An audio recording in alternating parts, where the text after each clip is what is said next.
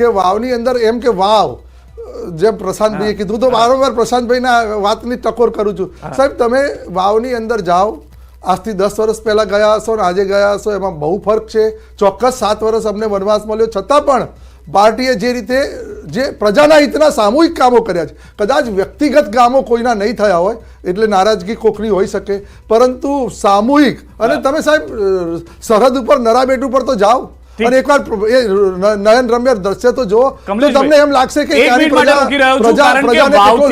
કોના માટે વાવ સમાચાર આવી રહ્યા છે ગૌતમ પાસેથી જાણી લઈએ ગૌતમ પહેલા રાઉન્ડની મત ગણતરી જે છે તે પૂર્ણ થવાને આરે છે અને કોના માટે વાવ સમાચાર લઈને આવી રહ્યું છે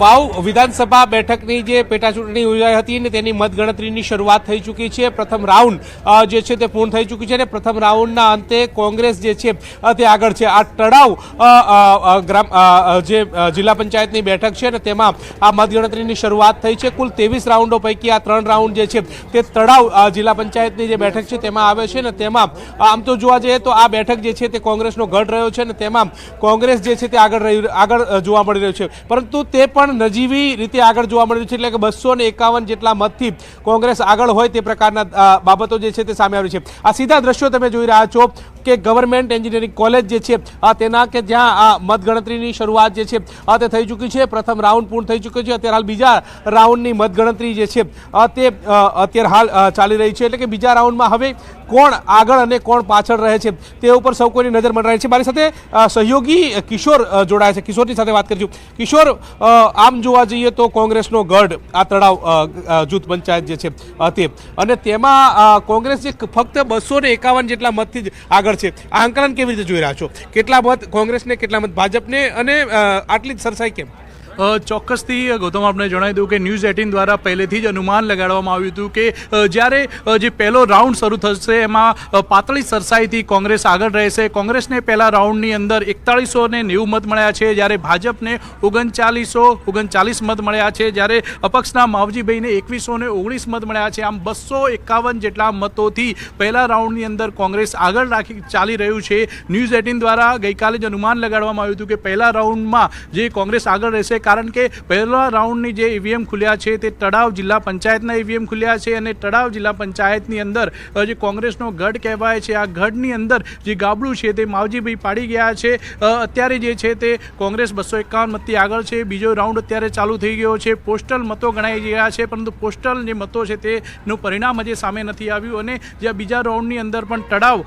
જે જિલ્લા પંચાયત છે તેના જ ઈવીએમ ખુલી રહ્યા છે આમ બીજા રાઉન્ડની અંદર પણ કોંગ્રેસ આગળ હોઈ શકે છે ગૌતમ ચોક્કસથી તો આ તળાવ જિલ્લા પંચાયતની જે બેઠક છે બેઠકની અંદર 3 રાઉન્ડ જે છે તે અંતર્ગતની મતગણતરી જે છે થવાની છે પ્રથમ રાઉન્ડ પૂર્ણ થઈ ચૂક્યો છે બીજો રાઉન્ડની શરૂઆત થઈ ચૂકી છે પ્રથમ રાઉન્ડના અંતે કોંગ્રેસ અત્યારે હાલ આગળ ચાલી રહ્યું છે હવે જોવાનું એ રહે છે કે 23 રાઉન્ડમાં કોણ આગળ કોણ પાછળ મતગણતરીની શરૂઆત થઈ ચૂકી છે ત્યારે 23 રાઉન્ડ સુધીની આ મતગણતરી યોજાવાની છે એ જ અંતર્ગત પોસ્ટલ બેલેટની મતગણતરી થઈ ચૂકી છે પરંતુ છેલ્લે તેની જાહેરાત જે છે તે કરવામાં આવશે તે પ્રકારની વાત સામે આવી છે 130 જેટલા પોસ્ટલ કુલ મતદાન જે છે તે થયું છે ને તેમાંથી કોને કેટલા મત મળે છે તે પણ જોવાનું રહેશે જી ગૌતમ આપ અમારી સાથે જોડાયેલા રહેશો તો હાલના એવા દ્રશ્યો જે ગૌતમ વાત કરી રહ્યા હતા મહત્વની વાત એ છે કે જે કોંગ્રેસ પ્રભાવિત વિસ્તારો છે કે જ્યાંથી વધુ મત મળવા જોઈતા હતા જે સમીકરણ બનવા જોઈતા હતા મત ગુલાબસિંહ આગળ છે 251 મતથી આગળ છે બીજા રાઉન્ડની મત ગણતરી ચાલી રહી છે જેમાં પણ ગુલાબસિંહ આગળ છે તેમાં કોઈ બે મત નથી પરંતુ જે માર્જિન મોટું હોવું જોઈતું હતું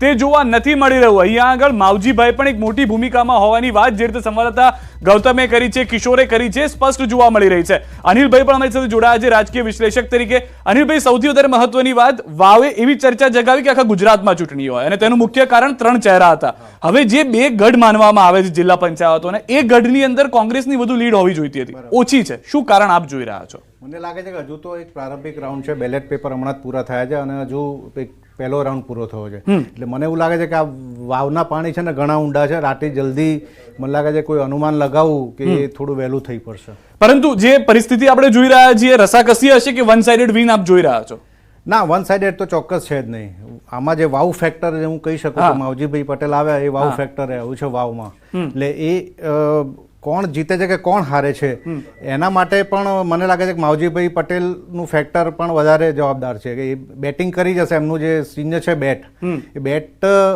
કઈ દિશામાં જાય છે એના પરથી પણ અંતિમ પરિણામ નક્કી થશે. હજુ તો ટોટલ 23 રાઉન્ડ થશે, એટલે હજુ તો કદાચ પહેલો રાઉન્ડ પૂરો થયો છે. ઠીક છે. મહારાષ્ટ્રથી એક સારા સમાચાર, એનડીએ 92 બેઠક પર આગળ ચાલી રહ્યું છે ભાજપ માટે. કમલેશભાઈ, સારા સમાચાર આવી રહ્યા છે. ઇન્ડિયા ગઠબંધન જે છે તે 36 પર આગળ ચાલી રહ્યું છે અને અધર એટલે કે અન્ય જે છે તે 7 પર આગળ ચાલી રહ્યા છે. સૌથી વધારે મહત્વની વાત અહીંયા આગળથી જોવા મળી રહી છે તે પ્રમાણે કે અત્યારે 288 માંથી 135 બેઠકોના જે વલણ છે તે સ્પષ્ટ થઈ રહ્યા છે અને વલણ પ્રમાણે એનડીએ 92 બેઠક પર આગળ એટલે કે જે શિવસેના, એનસીપી અને ભાજપનું ગઠબંધન હતું તે આગળ ચાલી રહ્યું છે. બીજી તરફ ઝારખંડની પણ વાત કરવી જરૂરી છે, કારણ કે આ વખતે ઝારખંડમાં પણ અનેક બદલાવ જોવા મળ્યા હતા. 81 બેઠકો, નાની વિધાનસભા, નાનું રાજ્ય, પરંતુ અહીંયા આગળ ઇન્ડિયા 2 પર આગળ ચાલી રહ્યું છે, જ્યારે એનડીએ જે છે તે 7 પર આગળ ચાલી રહ્યું છે. હજી પણ જીતની વાત છે, થોડો સમય લાગશે, અડધી કલાકમાં બેઠકો જીતવાની શરૂઆત થઈ જશે. પરંતુ અહીંયા આગળ અનિલભાઈ, ફરી એક વખત આપની પાસે કમલેશભાઈ પાસે જવું તે પહેલા કે મહારાષ્ટ્રની વાત કરીએ, ઝારખંડની પણ વાત કરીએ, ટૂંકમાં જે ગઠબંધનની વાતો થઈ હતી આ વખતે એનડીએ માટે સફળ રહેશે, કારણ કે લોકસભામાં મહારાષ્ટ્રમાં થોડું સેટબેક આવ્યું એનડીએ માટે. વિધાનસભામાં શું જોઈ રહ્યા છો મહારાષ્ટ્રમાં? વિધાનસભામાં બી મને લાગે છે કે હજુ પ્રારંભિક વલણ છે, એટલે એટલી જલ્દી કેવું મુશ્કેલ, પણ જે રીતે મહાયુતિ આગળ ચાલી રહી છે એ રીતે લાગે છે. પણ છતાં પણ જ્યાં સુધી પૂરા રાઉન્ડ ના થાય ત્યાં સુધી કંઈક કહેવું મુશ્કેલ છે. જેમ કે એક્ઝિટ પોલ જોયા, મહાઆઘાડી મહાયુતિ બંને આમ તો નેક ટુ નેક જઈ રહ્યા હતા. પરિણામ પણ એવા વિચારી રહ્યા છો કે પછી એમાં પણ કોઈ એક તરફી વિન જાય એવું તમને લાગે? ના, આમાં વન સાઇડેડ વિન હોય એવું મને નથી લાગતું, કારણ કે મહારાષ્ટ્રમાં ટોટલ 4100 જેટલા ઉમેદવાર છે, એમાંથી 2050ની આસપાસ તો અપક્ષ ઉમેદવારો છે. એટલે આ જે અપક્ષો છે એ પણ અમુક બેઠકો જે છે પોકેટ એના પર અસર કરી શકે એમ લાગે છે.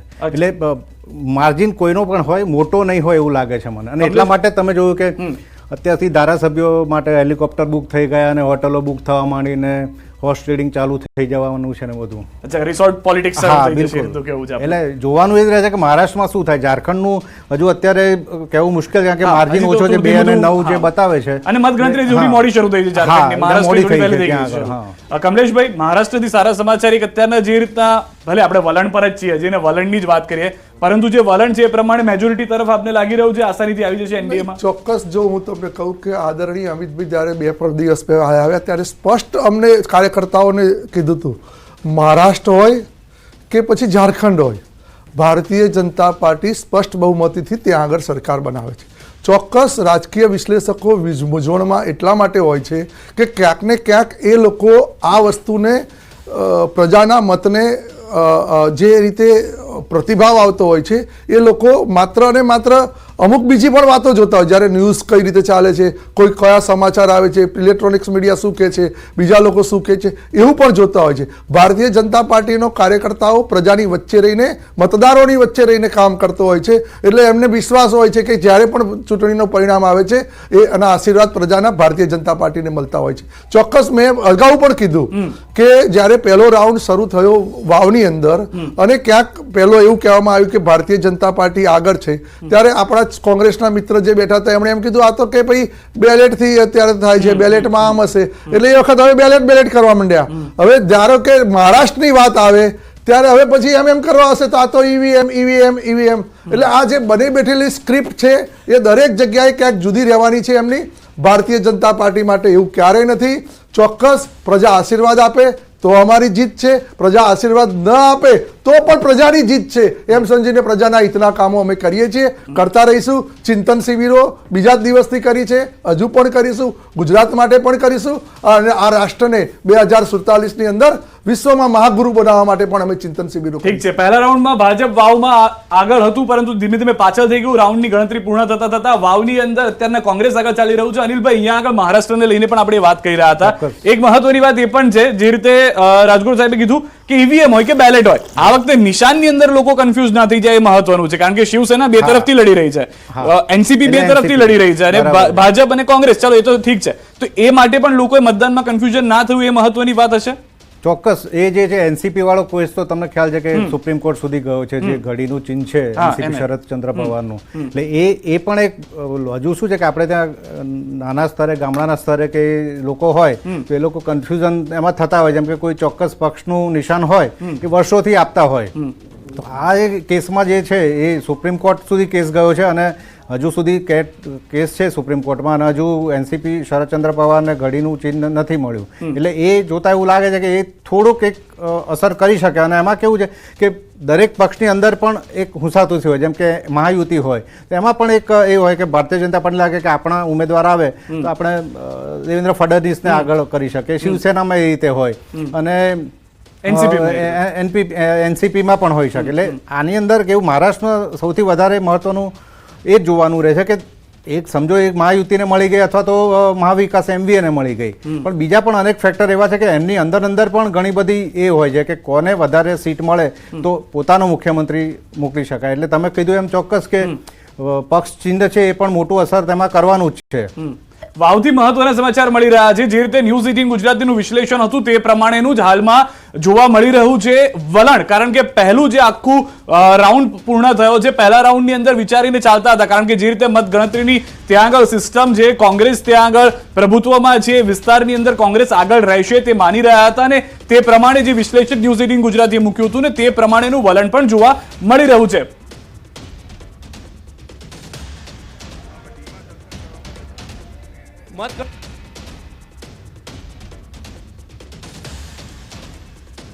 ગણતરીની શરૂઆત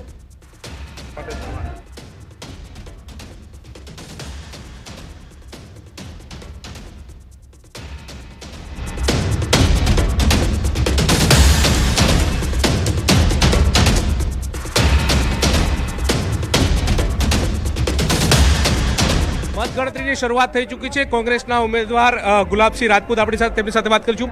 શરૂઆત થઈ ચૂકી છે, પ્રથમ રાઉન્ડ પૂર્ણ થઈ ચૂકી છે. 251 મતથી આપ આગળ છો, શું કહેશો? હા, સહી શરૂઆત છે અને હજી તો 3 રાઉન્ડ પછી સારી એવી લીડ મળશે અમને. 23 રાઉન્ડ છે, 23 રાઉન્ડનું આંકલન કેવી રીતે કરી રહ્યા છો? આ પહેલા રાઉન્ડથી લઈને છેલ્લા રાઉન્ડ સુધી અમે આગળ રહીશું. ભાજપ જીતનો દાવો કરી રહ્યું છે, એ શું કહેશો? હવે આમાં તો બધાને અત્યારે જીતના દાવા કરવાનો અધિકાર છે, અમને છે, એમને છે, અપક્ષને પણ છે. પણ જ્યારે ચૂંટણીનું પરિણામ આવે ત્યારે ખ્યાલ આવે કે જનતાએ કોને આશીર્વાદ આપ્યો છે. પણ તો કોઈ ચૂંટણી ખેલદિલી વાળી જીત પણ થાય, હાર પણ થાય. અમે અહીંયાથી જીતીને પણ ગયા છે ને હારી પણ ગયા છે. એટલે લોકો જે ચુકાદો આપશે સ્વીકારશું અને અમને હાલના તબક્કે એવું લાગે છે વાવના લોકો અમને આશીર્વાદ આપ્યા છે. અપક્ષ પણ મેદાને હતું, ત્રિપાખીયો જંગ હતો. ગેમ બગાડશે એવું લાગે છે, કારણ કે આમ જોવા જઈએ તો 251 જેટલી મતની સરસાઈથી આપ પ્રથમ રાઉન્ડમાં આગળ ચાલી રહ્યા છો. એને લઈને કેવું આંકલન કરી રહ્યા છો? કારણ કે 2000 જેટલા મત અપક્ષ લઈ ચૂક્યું છે. હવે અંદર જઈએ ત્યાં ખબર પડે શું પેટર્નથી લોકોને વોટ આપ્યા છે, કોણ કયા રાઉન્ડમાં કેટલો આગળ રહેશે, પાછળ રહેશે, હજી હાલ ખ્યાલ ના પડે, શરૂઆત છે. પણ જેમ 3-4 રાઉન્ડ પૂરા થશે પછી ખ્યાલ આવશે કે અપક્ષે કોને નુકસાન કર્યું, કોને ફાયદો. જીત માટે કેટલા આશ્વસ્ત છો? પૂરો ચોક્કસથી તો જીત વાતે પૂરેપૂરા આશ્વસ્ત છે, તે પ્રકારની વાત કરી રહ્યા છે. એક બાદ એક રાઉન્ડ ખુલશે અને તે પ્રકારે તેઓ વિજય થશે, એટલે કે તેઓ આગળ રહેશે તે પ્રકારની વાત કરી રહ્યા છે. જીત માટે પૂર્ણ આશ્વસ્ત હોવાની વાત જે છે તે કરી રહ્યા છે.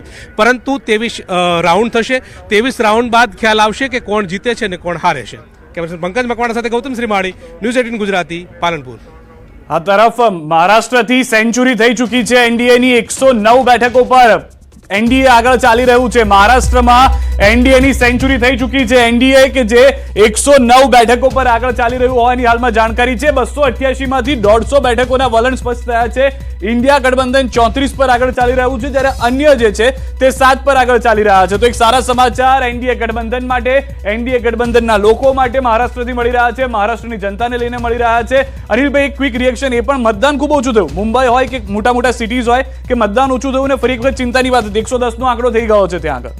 સામાન્ય રીતે એવું કહેવાય છે કે મતદાન ઓછું થયું હોય તો સત્તા પક્ષને એમ કે નુકસાન થઈ શકે, એન્ટી ઇન્કમ્બન્સી કે એવું હોય છે. પણ આ વખતે એવું લાગે છે કે મતદાન ભલે ઓછું થયું છે, ઘણા વર્ષો પછી ઓછું થયું છે, છતાં જે રીતે વલણ આવી રહ્યા છે એ રીતે અને માર્જિન પણ મહાયુતિ અને એમબીએ વચ્ચે માર્જિન પણ વધારે છે.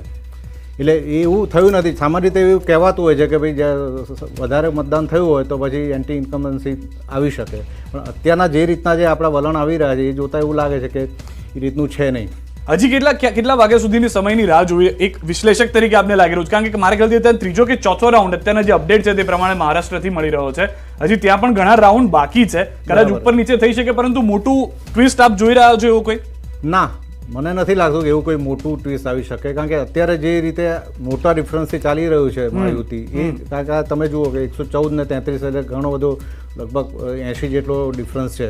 એ જોતા લાગે છે કે કદાચ આ ચાલુ રહે, પણ કહેવાય નહીં ભાઈ, બેલેટમાં કેવું છે કે ઈવીએમમાં અલગ અલગ પોકેટ્સમાંથી ખુલતા હોય, એટલે ક્યારેક બની શકે કે પાછળના રાઉન્ડ જે હોય એમાંથી પણ એ થઈ જાય અને ચિત્ર પલટાઈ જતું હોય છે. આપણે ઘણીવાર જોયેલું છે કે મતગણતરીમાં એમાં થતું હોય છે. અત્યારથી કહેવું તો મુશ્કેલ છે, પણ જે રીતે ટ્રેન્ડ છે અને જે ડિફરન્સ છે એ રીતે જોતા લાગે છે કે આગળ મહાયુતિ માટે કદાચ રસ્તો સાફ છે. ઓકે, રાજગુરુ સાહેબ, અહીંયા બીજી એક મહત્વની વાત એ છે, ઝારખંડ ભલે એક વખત એવું થઈ ગયું હતું કે ભાજપ કઈ રીતે લડશે અથવા તો કેટલી બેઠકો પર લડશે, ગઠબંધનની પણ વાતો થઈ હતી અહીંયા આગળ, પરંતુ ત્યાં પણ એનડીએ માટે સારા આંકડા આવી રહ્યા છે. ઝારખંડમાંથી અત્યારના જે 20 બેઠકોના વલણ છે તેમાંથી 13 બેઠકો પર આગળ ચાલી રહ્યું છે. ચોક્કસ જો મહારાષ્ટ્રની રાજનીતિમાં તો ક્યાં મેં પ્રવાસ બી કર્યો છે અને મેં જોયું છે ત્યાંથી ઇલેક્શન વખત. ઝારખંડ હું જઈ નથી શક્યો, પરંતુ મને એવું લાગી રહ્યું છે કે પ્રજા બહુ શાણી હોય છે. ચોક્કસ રાજકીય વિશ્લેષકો તમારા અહીંયા આગળ જેટલા લોકો આવશે એ બધા જ કન્ફ્યુઝ હશે. પ્રજાને આમ છે ને પ્રજાએ શું કર્યું ને ખબર નથી ને આવું લાગતું હતું ને, પણ એ બધા જ લોકો ખોટા પડવાના છે. હું એવું નથી કહેતો કે ભારતીય જનતા પાર્ટી સાચી પડવાની છે, પરંતુ મહારાષ્ટ્રની અંદર જ્યારે પ્રચાર પ્રસાર ચાલતો હતો ત્યારે સ્પષ્ટ કહેવામાં આવતું હતું કે ભાઈ આ જે રાજકીય અસ્થિરતા મહારાષ્ટ્રમાં થઈ એના માટે કારણભૂત કોણ. તો ચોક્કસ ભારતીય જનતા પાર્ટી સાથે દગો કરીને જે વ્યક્તિએ મુખ્યમંત્રી બનવા માટે જે દગો કર્યો, અને એ વસ્તુ કદાચ એની લોકોએ સાચી પણ માની, પરંતુ જ્યારે શિંદે સાહેબે બરવો કર્યો અને પછી જ્યારે 1 મિનિટ પહેલા જ કોઈ પણ રાજકીય વિશ્લેષક એવું માનતો નહોતો કે ભારતીય જનતા પાર્ટીએ આ પાર્ટી તોડી છે શિવસેનાને, અને ભારતીય જનતા પાર્ટી પોતાનો મુખ્યમંત્રી બનાવવા માટે આ કામ કરી રહી છે. અને જે ભારતીય જનતા પાર્ટીએ જાહેરાત કરી અને જ્યારે એ આદરણીય શિંદે સાહેબને મુખ્યમંત્રી બનાવ્યા ત્યારે અગ્નિ પરીક્ષાની અંદર ભારતીય જનતા પાર્ટીનો ભીન થયો. બધા જ રાજકીય પક્ષો અને બધા જ રાજકીય વિશ્લેષકો ત્યાં ખોટા પડ્યા. એટલે મુખ્યમંત્રી બનાવવા માટે અમે ત્યાં આગળ માત્ર આ અસ્થિરતા ભારતીય જનતા પાર્ટીએ ઊભી નથી કરી, મુખ્યમંત્રી બનાવવા માટે જે લોકોએ અસ્થિરતા ઊભી કરી હતી એ અત્યારે પરિણામ ભોગવી રહ્યા છે.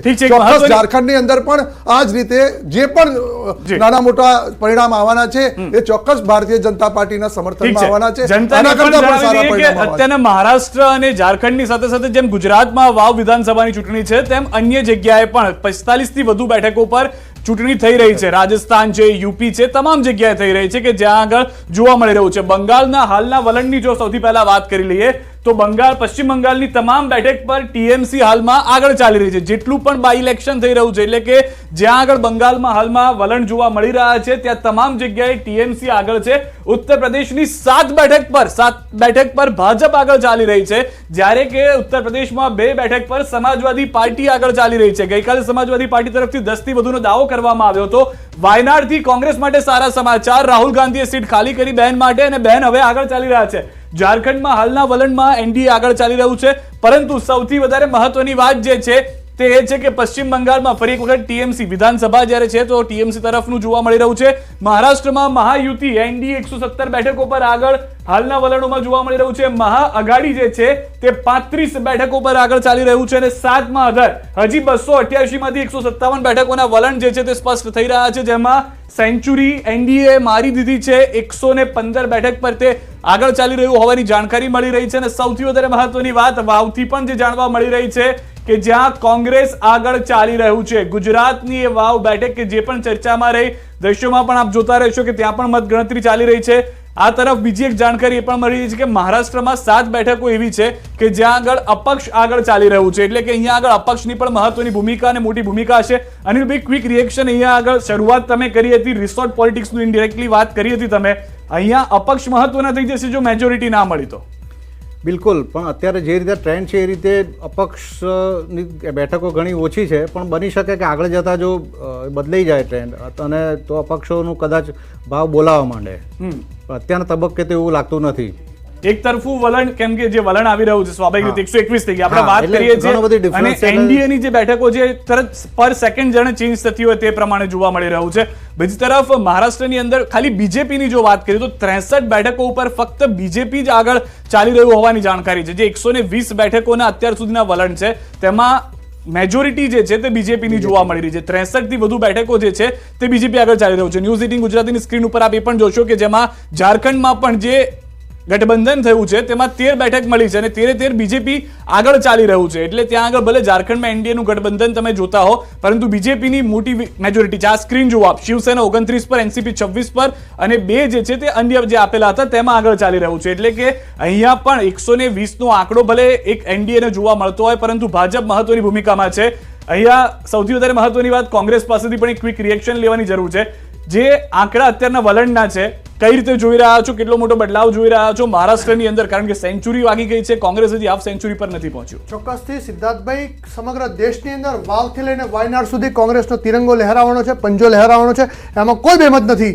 મહારાષ્ટ્રની વાત કરીએ તો મહારાષ્ટ્રની અંદર આજ દિન સુધી જે પ્રકારે લૂંટેલી સરકાર હતી એ લૂંટેલી સરકારને દૂર કરીને મહારાષ્ટ્રની જનતા દ્વારા ચૂંટેલી સરકાર આજે સ્થાપિત થશે. મહારાષ્ટ્રની અંદર જે જનમતનો અનાદર કરીને જે પ્રકારે પાર્ટીઓને તોડવામાં આવી હતી એ લૂંટેલી સરકારનો આજે અંતનો દિવસ છે. આજે મહારાષ્ટ્રની અંદર ક્રાંતિનો દિવસ છે. મહારાષ્ટ્ર એ ક્રાંતિની ભૂમિ છે, એ બાબા સાહેબ આંબેડકરની ભૂમિ છે, શિવાજી મહારાજની ભૂમિ છે, ફુલેજીની ભૂમિ છે. એ મહારાષ્ટ્ર એ ક્રાંતિકારી લોકોની ભૂમિ છે. ત્યારે મહારાષ્ટ્રની જનતા ચોક્કસથી વલણો આપશે. આ શરૂઆતી ટ્રેન્ડ્સ છે. 12 વાગ્યા સુધી પિક્ચર ચેન્જ થશે. મહારાષ્ટ્રની અંદર મહાવિકાસ આઘાડીની સરકાર એ ચોક્કસથી બનવા જઈ રહી છે. વાવથી લઈને વાયનાડ સુધી કોંગ્રેસનો તિરંગો અને પંજો લહેરાવાનો છે. રાજગોર સાહેબ, અહીંયા આગળ એમને કીધું કે જે ખોટી સરકાર બનેલી હતી, તમે કહેતા હતા કે એ લોકોએ ખોટી સરકાર બનાવી, એ તમારા પર આવી જો એક વસ્તુ છે, મેં તો સ્પષ્ટ કીધું કે અમે અગ્નિ પરીક્ષામાંથી પસાર થયા. રાજકીય વિશ્લેષક સમજી ગયા છે મારી વાત, કે એક મુખ્યમંત્રીના બનવાના જીદ માટે મહારાષ્ટ્રમાં અસ્થિરતા થઈ. અને હું એ જ કહું છું કે ભારતીય જનતા પાર્ટીએ આ અસ્થિરતા ઊભી કરી એવા આક્ષેપ થતા હતા. પરંતુ આક્ષેપ થાય એટલે પુરવાર થતા નથી હોતા. જ્યારે શિંદે સાહેબે બરવો કર્યો અને પછી ત્યારે બધા જ એવું કહેતા હતા ફડણવીસ સરને આપણે મુખ્યમંત્રી બનાવીશું. ધારો કે ફડણવીસ પોતે પણ જાણતા નતા કે હું મુખ્યમંત્રી બનીશ કે નહીં. રાજકીય વિશ્લેષક માનશે મારી વાત, ખોટી નથી. અને એક જ મિનિટ પછી જે જાહેરાત થઈ એમાં જે મુખ્યમંત્રી બનાવવાના હતા, જો અમારે મુખ્યમંત્રી જ માટે જ આ અસ્થિરતા ઊભી કરી હોત તો અમે એ વખત જ કરી શકતા હોત મુખ્યમંત્રી. એટલે મુખ્યમંત્રી બનવાનું અમારા માટે સ્વપ્ન સેવન હતું. પરંતુ જે જૂઠી વાત વાવથી મોટા સમાચાર, બીજા રાઉન્ડના અંતે 46 મતથી કોંગ્રેસ આગળ ચાલી રહ્યું છે. લીડ કપાઈ ગઈ છે. બીજા રાઉન્ડમાં ગુલાબસિંહ રાજપૂત આગળ છે, પરંતુ જે 250 ની લીડ હતી એ કપાઈને 46 ની થઈ ગઈ હોવાની જાણકારી છે. બીજા રાઉન્ડનું જે ગણતરી છે તે પૂર્ણતાને આરે છે, અથવા તો રાઉન્ડ અંતે 46 મતથી કોંગ્રેસ આગળ ચાલી રહ્યું છે. આ પણ એક ગઢ માનવામાં આવતો હતો કે જ્યાંથી કોંગ્રેસને મોટી લીડ મળી શકે, પરંતુ ગુલાબસિંહ રાજપૂત અત્યારના ફક્ત 46 મતથી જ આગળ ચાલી રહ્યા છે. ફરી એક વખત જે ટેલી આપ જોઈ રહ્યા છો સ્ક્રીનમાં, તે અમે અપડેટ જલ્દી જ કરીશું, જ્યાં આગળ તમને અલગ આંકડા જોવા મળશે જે હાલના છે તે પ્રમાણેના. અને તેમાં જે મતદાનમાં જે ફરક બદલાયો છે તે ખૂબ જ ઓછો જોવા મળી રહ્યો છે. સ્વરૂપજીને 3939 મત જોવા મળી રહ્યા છે, જ્યારે ગુલાબસિંહને 4197 મત જોવા મળી રહ્યા છે અને માવજીભાઈને 2119. જે બદલાઈ જશે, કારણ કે હવે ફક્ત 46 મતની જ જે છે સરસાઈ ગુલાબસિંહ પાસે રહી છે. અનિલભાઈ, ક્વિક રિએક્શન અહીંયા આગળ. હવે આ મહત્વનું થઈ ગયું છે, કાંટાની ટક્કરની આપણે વાત કરતા હતા, એ જોવા મળશે. મને લાગે છે કે આ વાવ જે છે તે અત્યારે જે પેટા ચૂંટણી ચાલી રહી છે 10 રાજ્યોમાં બધી બેઠકોની, એમાં સૌથી વધારે જો કસક એ હોય રસાકસી તો આ વાવ બેઠક પર રહેવાની. અને આ રાષ્ટ્રીય સ્તરે એક મહત્વની બેઠક બની ગઈ છે. ગેનીબેન જીત્યા પછી જે ખાલી પડી એમાં મને એવું લાગે છેલ્લા રાઉન્ડ સુધી અથવા તો છેલ્લા અમુક 4-5 રાઉન્ડ સુધી આ ચાલુ રહેશે. અને એક વસ્તુ તમે જોઈ કે માવજી પટેલ જે છે અપક્ષ હતા, એમને 50% જે બીજા જે છે એમના નજીકના હરીફ એમાં 4200 છે ગુલાબસિંહ, તો એમને 2100 મત મળ્યા છે. એનો મતલબ કે એમને 50% જેટલા મત તો સૌથી ટોચના જે ઉમેદવાર છે એમના સામે મળી રહ્યા છે. એટલે એ પણ એક જોવાનું રહેશે કે કેટલા માર્જિનથી જીતે. અને મને એવું લાગે માર્જિન બહુ વધારે નહીં, ગુલાબસિંહ જીતે કે સ્વરૂપસિંહ જીતે, પણ માર્જિન એટલું નહીં રહે, અમુક હજારોમાં રહેશે એવું મને લાગે છે. કપિલભાઈ, અહીંયા આગળ હું આપની પાસે આવું ત્યાં સુધી એક સારા સમાચાર આપના માટે આવી ગયા. માર્જિન થોડું વધી ગયું છે. અંત થતા 297 મતનું માર્જિન હવે જોવા મળી રહ્યું છે. જે 46 મતની લીડ આમાં હતી, 251 ની પહેલા હતી, એમ કરીને આપણે જોઈએ તો 297 મતની જે લીડ છે તે ગુલાબસિંહ પાસે છે. પરંતુ કાંટાની ટક્કર આપ માનીને ચાલી રહ્યા છો અહીંયા આગળ વાવમાં? ચોક્કસથી કાંટાની ટક્કર છે, બિલકુલ એમાં કોઈ બેમત નથી. ભારતીય જનતા પાર્ટીની 156 સીટ વાળી સરકાર, એના મુખ્યમંત્રી, ગૃહમંત્રી, આખું કેબિનેટ મંત્રાલય એ વાવની અંદર ખૂંદી વળ્યું હતું. ગામે ગામ, એક ગામના સરપંચ હોય એટલા મંત્રીઓ ત્યાં ઠાલવવામાં આવ્યા હતા, એટલા ધારાસભ્યો ઠાલવવામાં આવ્યા હતા. તેમ છતાંય શામ દામ દંડ ભેદ રૂપિયાના વરસાદથી લઈને તમામ પરિસ્થિતિનો સામનો કરીને કોંગ્રેસ પાર્ટીનો કાર્યકર્તા મજબૂતાઈથી લડ્યો છે. વાવની જનતા લડી છે અને વાવની જનતા વટવાળી જનતા છે અને વાવનો વટ એ ચોક્કસથી પડવાનો છે. માર્જિન ભલે 297 મતનું છે, એ માર્જિન એ ધીમે ધીમે 57 હતું, 250 થયું, 297 માર્જિન વધતું જશે. વાવની અંદર કોંગ્રેસ પાર્ટીનો વિજય થવાનો નિશ્ચિત છે. બનાસકાંઠાની ધરતી એ ગુજરાતની અંદર ક્રાંતિની ધરતી સાબિત થશે. બનાસકાંઠાએ શરૂઆત કરી છે લોકસભાની ચૂંટણીમાં, આજે વાવની અંદર એનો શુભારંભ થશે. વાવની અંદર 2027ના બિગુલ આ ગણેશ એના સ્થાપના થવાની શરૂઆત થઈ ગઈ છે અને ગુજરાતના પરિવર્તનની શરૂઆત વાવથી થશે. કમલેશભાઈ, અહીંયા આગળ જેવી વાત વાવની આવે એટલે બનાસકાંઠા પર મુદ્દો જતો રહે છે. રાજકીય વિશ્લેષક કહે, કપિલભાઈ કહે કે જે એક શરૂઆત થઈ 2024ની અંદર એ ફરી એકવાર 2027માં પણ યથાવત રહેશે. શું આપનું, કેમ કે આપ ગ્રાઉન્ડ લેવલ પર ગયા છો, આપની ત્યાં આગળ ભૂમિ છે, શું કહેવું માનવું છે? ચોક્કસ. જો વાવની અંદર 7 વર્ષ ભારતીય જનતા પાર્ટીને વનવાસ આપવાની પણ વાત થઈ, એટલે વાવની પ્રજા બહુ શાણી છે. જે હિતમાં હોય પ્રજા એના હિતમાં એ કામ કરતી હોય છે. અને બનાસકાંઠાની અંદર બી તમે જોઈ શકો છો, ભલે ગુજરાતની અંદર સમગ્ર ગુજરાતની અંદર ભારતીય જનતા પાર્ટીએ સારું પરફોર્મન્સ કર્યું, છતાં પણ આપણે બનાસકાંઠાની જીત અમે ન મેળવી શક્યા. ચોક્કસ અમે સ્વીકારીએ છીએ, અમે અમારો આત્મવિશ્વાસ, અમે કામ કરવાની પદ્ધતિમાં ક્યાંય ફરક નથી પડતો. સેવા કરીશું પ્રજાની, પરંતુ ક્યાંક ને ક્યાંક આ જોવાનું હોય છે. આ જ્યારે આનાથી આગળ કોંગ્રેસના મિત્ર હતા ત્યારે કહીને જ ગયા છે કે જે બે ગઢ ખુલ્યા છે કોંગ્રેસના, એ કોંગ્રેસનો ગઢ હતો. અને કોંગ્રેસમાં તમે પણ વિશ્લેષણ કર્યું કે આના કરતાં વધુ માર્જિનથી અમારે અહીંયા આગળ વોટ મળવા જોઈતા હતા, પરંતુ કોંગ્રેસને એ વોટ નથી મળ્યા. ચોક્કસ પ્રજાએ જે નક્કી કર્યું હશે, અમે એવું નથી કહેતા અમારું એ ખેતર નથી, અમારે એ ખેતર કોઈને પારખું આપવાનું નથી, અમે ધણી થઈને બેસી ગયા છીએ, એવું નથી કે ખેતર પછી ખાલી કરી દેજો, ખેતર અમારું જ છે, અમારો ગઢ છે, અમારો હક છે, અમારા રાહુલ ગાંધી છે, અમારો પરિવાર છે. રાહુલ જશે તો પ્રિયંકા જ લડશે, બીજું કોઈ પરિવારનું ત્યાં કોઈ કાર્યકર્તા નથી, માત્ર ને માત્ર એના પરિવારની જ વ્યક્તિ લડે. આ બધું જ ભારતીય જનતા પાર્ટી માટે નથી. પ્રજા જ કહેશે, પ્રજા અમને સમર્થન આપશે તો પણ પ્રજાની સેવા કરીશું, નહીં સમર્થન આપે તો પણ પ્રજાની સેવા. ઠીક છે. અનિલભાઈ, ક્વિક રિએક્શન અહીંયા આગળ, કેમ કે એમનો ઈશારો ગેનીબેન તરફ હતો. એમને કીધું હતું કે 3 વર્ષ માટે ગુલાબસિંહ આપને આપું છું, પછી કદાચ શક્યતાઓ છે કે બદલાઈ જાય. આ જનતાને પણ મેસેજ હતો કે ગુલાબસિંહ ખાલી 3 વર્ષ માટે છે, પછી કંઈક ચિત્ર બદલાઈ જાય. એટલે ગેનીબેને જે નિવેદન આપ્યું હતું એની ચર્ચા પણ થઈ હતી કે આ ગુલાબસિંહને 3 વર્ષ માટે અમે ખેતર નથી લખી આપ્યું, પછી અમે જોઈશું. એટલે અત્યારે કહેવું વહેલું થઈ પડશે કે કેવું છે, પણ ચોક્કસ એ મુદ્દો તો ચોક્કસ બન્યો જ તો. પણ જે રીતે અત્યારે જે લાગી રહ્યું છે એ રીતે જો ઓછા માર્જિનથી જીતે તો ગુલાબસિંહ માટે પણ થોડુંક એ જેમ કે કોંગ્રેસનો એવો પ્રયાસ હતો કે વધારે માર્જિનથી જીતી શકાય, પણ માવજી પટેલ ફેક્ટર જે આવ્યું એના કારણે અસર પડી રહી છે એવું લાગે છે. અને કદાચ એ વિચારતા હતા કે આપણે ભાજપને પડશે, પરંતુ હવે બંને પક્ષને પડી રહી. હા, બંને પક્ષ છે. ઠીક છે. એક મોટા સમાચાર કહ્યું કે માવજીભાઈ પટેલ કોઈને પોતે જીતવા નથી આવ્યા, પણ કોઈને હરાવવા અને કોઈને જીતવા, એટલે એમને 2 ક્રેડિટ મળી શકે. જીતેલા પક્ષવાળાની ક્રેડિટ પણ મળે અને હારના પણ મળશે એમ. ઠીક છે. એક મોટા સમાચાર મહારાષ્ટ્રથી આવી રહ્યા છે. પ્રથમ જે વલણો આવી રહ્યા છે, મહારાષ્ટ્રમાં એનડીએ બહુમત તરફ જોવા મળી રહી છે. એનડીએ 145 નો આંકડો પાર કરી ચૂકી છે. જે સરકાર બનાવવા માટે 288 થી વધુ 144 થી વધુ બેઠકો જે જોતી હોય છે તે માટે 145 બેઠકો પર હાલમાં એનડીએ આગળ ચાલી રહી હોવાની જાણકારી છે. હજી પણ 184 બેઠકોની મતગણતરી ચાલી રહી છે. હજી 288 મતગણતરી પર નથી પહોંચ્યા. તે પહેલા એનડીએ બહુમત તરફ જતું હાલમાં જોવા મળી રહ્યું છે. 145 બેઠકો, ઇન્ડિયા 33 બેઠકો, અધર જે 7 બેઠકો પર જોવા મળી રહ્યું છે.